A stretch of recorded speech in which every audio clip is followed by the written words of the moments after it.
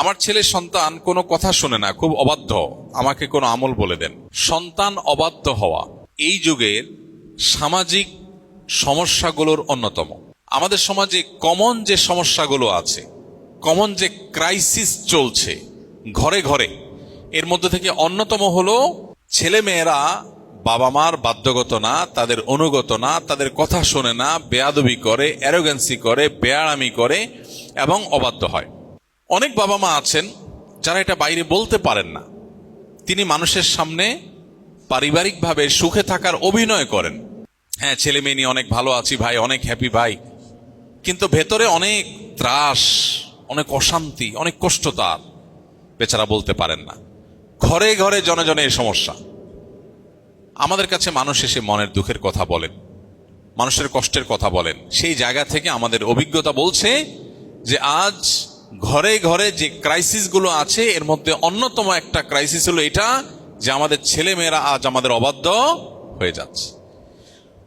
Interesting বিষয় হলো, আমরা আমাদের বাবা মার যতটা বাধ্যগত ছিলাম, আমাদের ছেলে মেয়েরা আমাদের ততটা বাধ্যগত নয়। অথচ আমাদের বাবা মা আমাদেরকে এতটা সুখে রাখতে পারেন নাই, এতটা ভালো খাবার, আবাসন, পোশাক আশাক, যা প্রয়োজন সেটার ব্যবস্থা এতটা তারা করতে পারেন নাই। এখন আমরা আমাদের সন্তানদের জন্য যতটা করতে পারি, তাহলে হওয়ার কথা ছিল উল্টা। আমার একটা জিনিস খাইতে মন চাইছে, আমার বাবা আমার মা সাথে সাথে সেটা ব্যবস্থা করতে পারেন না, বাট আমার ছেলের জন্য আমি অনেক বেশি পারি, তাদের তুলনায় আমার অ্যাবিলিটি অনেক বেশি, তাহলে আমার সন্তান আমার একটু বেশি অনুগত হওয়ার কথা ছিল না? কিন্তু হচ্ছে উল্টাটা। কারণ কি? আমাদের অনেকে আছেন বাবা মা ছোটবেলা অনেক শাসন করেছেন, কড়াকড়ি করেছেন, কোনো ক্ষেত্রে হয়তো একটু বেশিও করে ফেলেছেন, কিন্তু এমন সন্তান 100-এর ভিতরে একজনও পাওয়া কঠিন হবে যেই সন্তান সেই বাবা মার শাসনকে খারাপ ভাবে নেন, বরং এখন ফিল করেন, মিস করেন, ওটাকে আরো খুবই ভালোভাবে স্মরণ করেন যে বাবা মার শেষ শাসনের কারণে বিপদগামিতা থেকে আমি রক্ষা পেয়েছি, আল্লাহ আমাকে হেফাজত করেছেন। বাবা মার শেষ শাসনকে অত্যন্ত নেয়ামত হিসাবে অ্যাপ্রিসিয়েট করে সন্তান। আর এখন শাসন বা প্রহার তো দূরের কথা, সন্তানকে একটু জোরে ধমক দিলেও সন্তান দেখা যায় মন খারাপ করে এবং বাবা মার প্রতি সম্পর্ক নষ্ট হয়ে যায় এবং তাদের প্রতি বিদ্বেষী হয়ে যায়, তাদের থেকে দূরে সরে যায়। এই সমস্যার কারণ কি ভাইরা আমার? একেবারে মূল এবং প্রধান কারণ যদি এক কথায় বলতে বলেন, তো আমার ক্ষুদ্র দৃষ্টিতে কোরআন এবং হাদিসের যতটুকু ইলম আল্লাহ আমাকে দিয়েছেন তার আলোকে আমি বলবো, এর মূল সমস্যা হলো আমাদের দিনদারিতার কমে যাওয়া। যে যতটা দিন ধারণ করে, যার ভিতরে যতটা দিনদারিতা আছে, সে বাবা মার তত বেশি অনুগত হবে।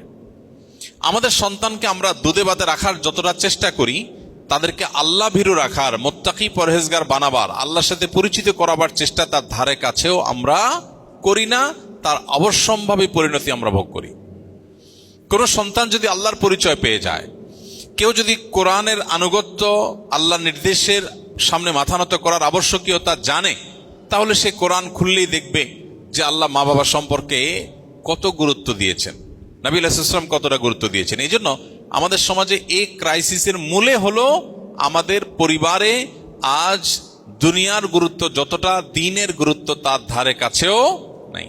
আমি সন্তানের মুখে হাসি ফুটাবার জন্য চাকুরি বাকুরি, ব্যবসা বাণিজ্য, টাকা পয়সা যেভাবে খুশি সেভাবে কালেক্ট করার চেষ্টা করি, কিন্তু সন্তানরে হাসি খুশি রাখতে হবে, তার জন্য ভালো বাসার ব্যবস্থা করতে হবে, ভালো স্কুলের ব্যবস্থা করতে হবে, কিন্তু আমার সন্তানটা যেন আল্লাহওয়ালা হয়, নেককার হয়, তার জন্য আমি তার ধারে কাছেও কোনো উদ্যোগ নিতে রাজি না। তো যেমন গাছ লাগাবো তেমন ফল পাবো। আমাদের বাবা মা বা আমাদের পূর্বপুরুষ, তাদের মধ্যে আমাদের মধ্যে এতটা বস্তুবাদ মুখিতা ছিল না, এতটা দুনিয়ার জন্য খাই খাই ভাব ছিল না আমাদের মধ্যে এখন যতটা আসছে। আমরা হয়তো অনেকে নামাজ রোজা পড়ি, লেবাসে পোশাকে মুসলমান, কিন্তু ভেতর থেকে আমরা আখেরাতমুখী না, আমরা দুনিয়ামুখী, আমরা দুনিয়াদার। এর করুণ পরিণতি আমরা ভোগ করছি। এটা হলো অন্যতম বড় কারণ। দ্বিতীয় কারণ হলো মাদাখিলুশ শয়তান। আমাদের জীবনে, আমাদের পরিবারে শয়তানের বিভিন্ন এন্ট্রেন্স আছে, এগুলোকে আমরা ওপেন রেখেছি এবং শয়তান আমাদের জীবনের সাথে মিশে গেছে, আষ্টে পৃষ্ঠে সে আমাদেরকে বেঁধে ফেলেছে। ফলশ্রুতিতে সেগুলোর কুপ্রভাব আমাদের সন্তানদের মধ্যে পড়ে। আজকের পৃথিবীকে এমনভাবে ডিজাইন করা হয়েছে, এমনভাবে আজকের সমাজ ব্যবস্থাকে ঢেলে সাজানো হয়েছে যে ছেলে মেয়ে বেয়াদব অ্যারোগ্যান্ট হবেই হবে। তাকে উস্কানোর জন্য বহু আইটেম তৈরি করা হয়েছে, দীর্ঘ আলোচনার বিষয়। আমরা একটু চোখ কান খুললে দেখতে পাবো। আমাদের লাইফস্টাইল বলেন, অনেক মুখরোচক স্লোগান আমদানি করা হয়েছে, যেগুলো আমরা সবাই খুব অ্যাপ্রিসিয়েট করি, অথচ এগুলোর পেছনে লুকায়িত আছে পরিবার সমাজ ধ্বংসের নীল নকশা। এর মধ্যে একটা হলো অধিকার। ডক্টর খন্দকার আব্দুল্লাহ জাহাঙ্গীর রহমাল্লাহ সেজন্য বলতেন, আমরা আজ পৃথিবীর মানুষ অনেক বেশি অধিকার সচেতন, অথচ আমাদেরকে ইসলাম শিখিয়েছে কর্তব্য সচেতনতা। একটা হলো কর্তব্য সচেতনতা, আর একটা হলো অধিকার সচেতনতা। এখন দেখবেন ঘরে ঘরে সবাই কি অধিকার সচেতন, আমার অধিকার আমার অধিকার, আমার কর্তব্যের কথাটা চিন্তা করে না। তো এই অতি অধিকার সচেতনতা, অধিকার সচেতনতা ভালো, কিন্তু অতি অধিকার সচেতনতা এবং অধিকার এটাকে সমাজে এমন ভাবে কপচানো হয়েছে যে প্রত্যেকটা মানুষ সে কি পাবে শুধু সেই চিন্তা করে, তার কি করণীয় সে ব্যাপারে তার কোনো মাথা ব্যথা নেই। তো শয়তান আমাদের জীবনে নানাভাবে ঢুকে পড়েছে। আর শয়তান ইয়াজরি আহাদাকুম মাজরাদ দাম, নবী আলাইহিস সালাম বলেছেন যে শয়তানকে আমরা চোখে দেখি না, আমাদের রক্তের প্রবাহের সাথে মিশে যেতে পারে। সহিহ বুখারীর হাদিস। শরীরের রক্তের প্রবাহের সাথে সে মিশে যায়, আমাদেরকে দুর্বল করে, আমাদের উপরে প্রভাব বিস্তার করে। মানুষ যে ক্রেজি হয়ে যাচ্ছে, ছোট ছোট বাচ্চারা ক্রেজি, বদমেজাজ, কারোর সাথে কারোর বনা হয় না, ঝগড়া ঝাঁটি, অসহনীয় যন্ত্রণা, ফ্যামিলি ভেঙে খান খান হয়ে যাচ্ছে, বাবার সাথে সন্তানের সম্পর্ক নষ্ট হয়ে যাচ্ছে, ভাইয়ের সাথে ভাইয়ের বনিবনা হচ্ছে না, পার্টনারের সাথে পার্টনারের বনিবনা হচ্ছে না, কারোর সাথে কারোর বনিবনা হয় না। মানুষ অনেক বেশি আরামপ্রিয় হয়ে গেছে, বস্তুবাদী হয়ে গেছে, সহনশীলতা নষ্ট হয়ে গেছে। ইসলাম মানুষকে সহনশীল করে, ইসলাম মানুষকে ধৈর্যশীল করে, ইসলাম মানুষকে কর্তব্য পরায়ণ করে, ইসলাম মানুষকে অন্যের জন্য স্যাক্রিফাইস করা শেখায়। এই জন্য ইসলাম থেকে যত দূরে সরে যাবে মানুষ, তত মানুষের জীবনে অশান্তি আসবে। আল্লাহ তাআলা আমাদের সন্তানদের আমাদের বাধ্যগত নেককার সন্তান হওয়ার তৌফিক দান করুন। এটার জন্য তাহলে প্রথমত দুনিয়ার উপর আখিরাতকে প্রাধান্য দিতে হবে নিজ এবং নিজের পরিবারের মধ্যে।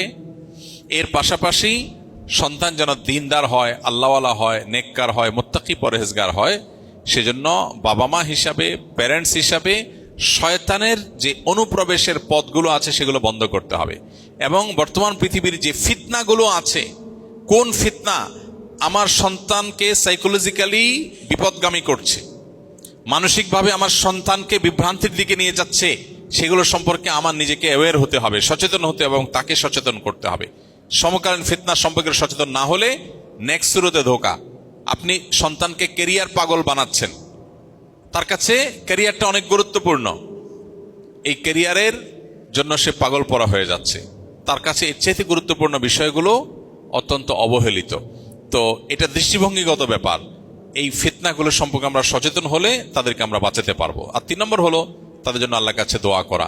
নবী করিম সাল্লাল্লাহু আলাইহি ওয়াসাল্লাম আমাদেরকে দোয়া শিখিয়েছেন, আল্লাহ তাআলা কোরআনে কারিমে দোয়া শিখিয়েছেন, রব্বানা হাব লানা মিন আজওয়াজিনা ওয়া যুররিয়াতিনা কুররাতা আয়ুন ওয়াজআলনা লিল মুত্তাকিনা ইমামা। বিশেষ করে অবিবাহিতরা সারা জীবন এই দোয়াটা পড়া দরকার, বিবাহিতরাও পড়বে। সূরা ফুরকান আয়াত নম্বর 74 নম্বর আয়াতের অংশ, রব্বানা হাব লানা মিন আজওয়াজিনা ওয়া যুররিয়াতিনা কুররাতা আয়ুন। আল্লাহ আমার জীবন সঙ্গী এবং সন্তান সন্ততি এমন দান করেন আমাকে, যাকে দেখলে আমার নয়ন জড়িয়ে যাবে, আমার চোখ শীতল হবে, অর্থাৎ ভালো মানুষ হবে, হ্যাঁ, সব দিক থেকে পারফেক্ট হবে, যে যেন চোখ শীতল হয়ে যায়। ওয়াজআলনা লিল মুত্তাকিনা ইমামা, এবং আমাদেরকে মুত্তাকিদের ইমাম বানান। আল্লাহ তাআলা আমাদের সন্তানদেরকে নেক এবং আল্লাহওয়ালা হওয়ার তৌফিক দান করুন। সন্তানকে সমকালীন ফিতনা থেকে বাঁচাবার জন্য সমকালীন চ্যালেঞ্জগুলো, ফিতনাগুলো জানতে হবে, যে কোন ফিতনাগুলো আমার সন্তানকে ধ্বংস করে। এ নিয়ে বহু বই বাজারে এসেছে, অনেক গুরুত্বপূর্ণ আপনার কোর্স অনলাইনে পাওয়া যায়, সেগুলো আমরা করতে পারি। ভালো পরিবেশ তার জন্য ব্যবস্থা করবো এবং দোয়া করব।